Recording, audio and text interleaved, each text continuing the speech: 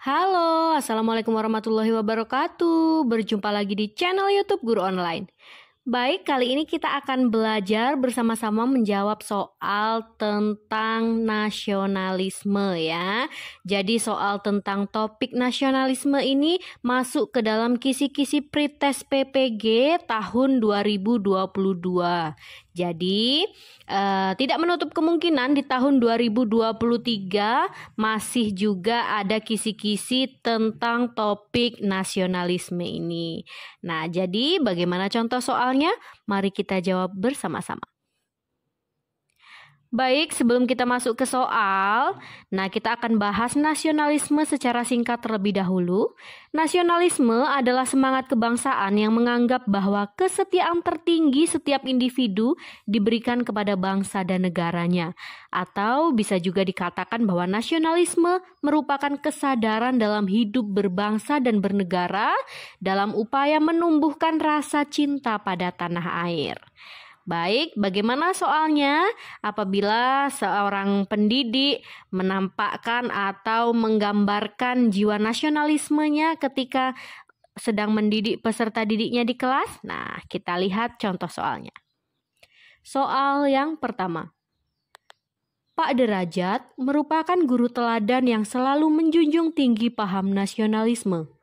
Hal tersebut tampak pada kegiatan pembelajaran yang dilaksanakan di kelasnya, yaitu A.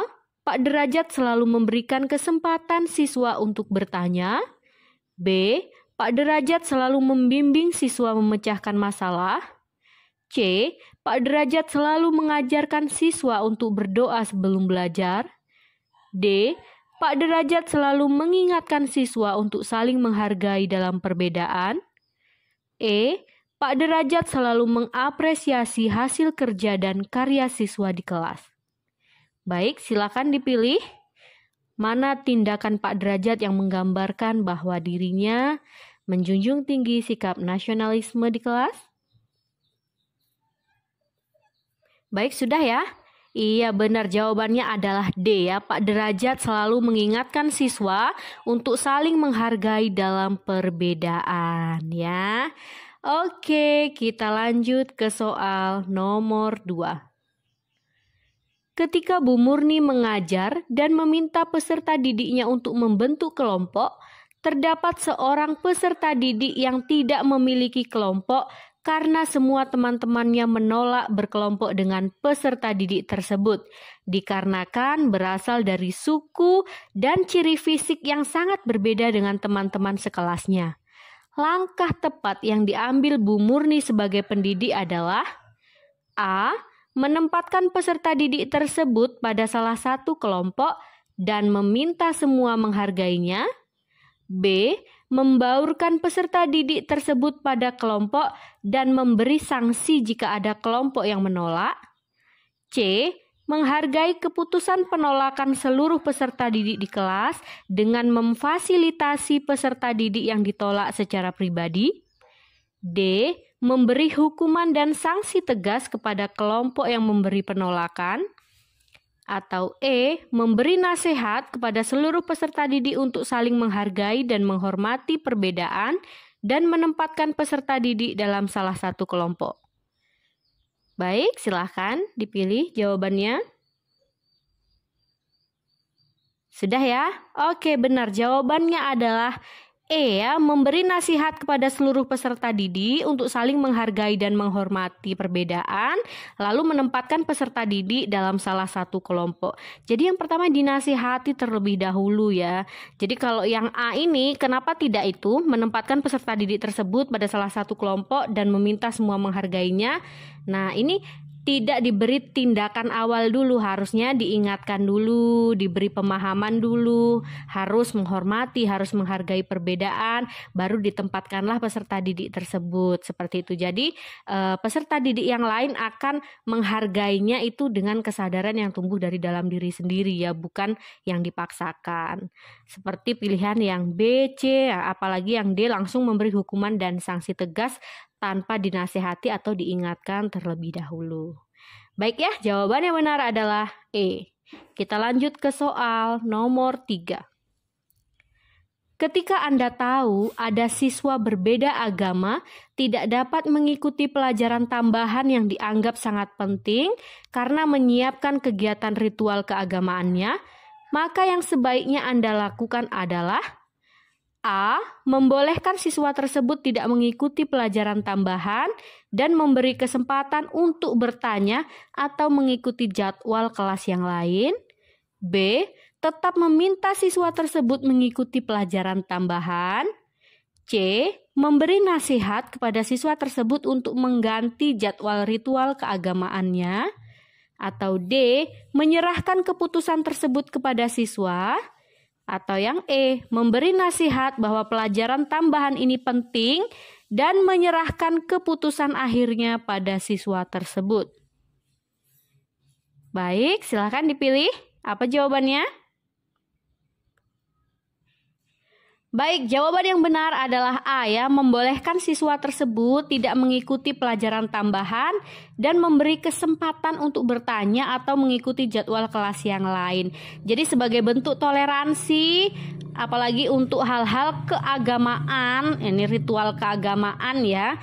Jadi boleh siswa tersebut tidak mengikuti pelajaran tambahan, namun memberi solusi. Solusinya apa? Memberi kesempatan untuk bertanya atau mengikuti jadwal kelas tambahan tersebut di kelas yang lain. Seperti itu.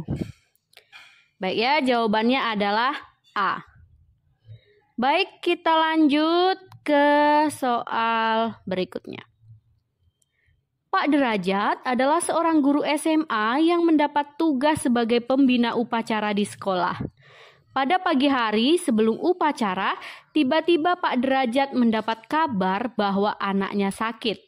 Sikap yang diambil Pak Derajat sebaiknya A. Mencari petugas pengganti dan rekan sejawat untuk menggantikannya menjadi pembina. B.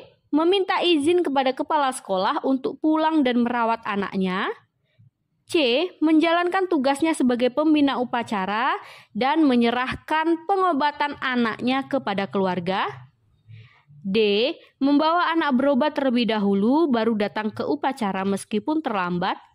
Atau E. Menjalankan tugas sebagai pembina upacara terlebih dahulu kemudian membawa anak berobat. Baik, silakan dipilih Bapak Ibu. Ini biasanya terjadi ya di keseharian kita. Jadi kira-kira kalau dilihat dari sikap nasionalismenya, kita harusnya pilih jawaban yang mana? Baik, sudah ya? Sudah, jawabannya adalah E ya.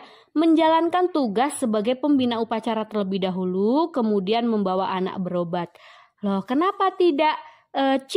Menjalankan tugasnya sebagai pembina upacara dan menyerahkan pengobatan anaknya kepada keluarga? Nah, di sini kalau jawabannya yang C, seakan-akan Pak Derajat ini tidak akan pulang untuk membawa anaknya berobat. Jadi diserahkan saja kepada keluarga dan dia hanya menjalankan tugasnya sebagai pembina upacara. Nah, sebaiknya menjalankan tugas sebagai pembina upacara terlebih dahulu, barulah kemudian Pak Derajat membawa anaknya berobat. Seperti itu ya. Baik, kita lihat soal selanjutnya. Bu Murni adalah seorang guru yang selalu berusaha memupuk sikap nasionalisme peserta didik.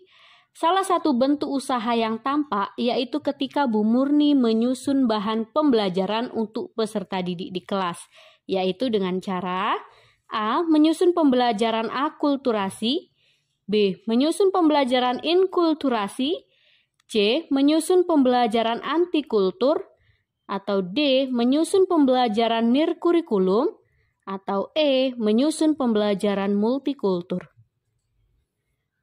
Baik, silakan dipilih. Oke, baik ya. Jawabannya adalah E. Menyusun pembelajaran multikultur, yaitu paham yang mengakui dan mengagungkan perbedaan ya. Baik, kita lihat. Nah, ini ada soal bonus. Silahkan Bapak Ibu jawab di kolom komentar. Nanti jawaban yang benar akan saya beri tanda suka ya. Atau saya beri tanda cinta seperti itu. Baik, pertanyaannya adalah, Anda adalah seorang pendidik yang A. Sulit menerima pendapat yang kurang logis, B. Mengikuti semua pendapat supaya tidak terjadi konflik. C. Mampu memahami perbedaan dalam berpendapat. D. Membutuhkan waktu untuk meyakinkan diri dalam menyetujui pendapat orang lain. Atau E. Menerima pendapat orang lain asal tak bertentangan. Baik, silakan dipilih ya Bapak Ibu dan tuliskan jawabannya di kolom komentar.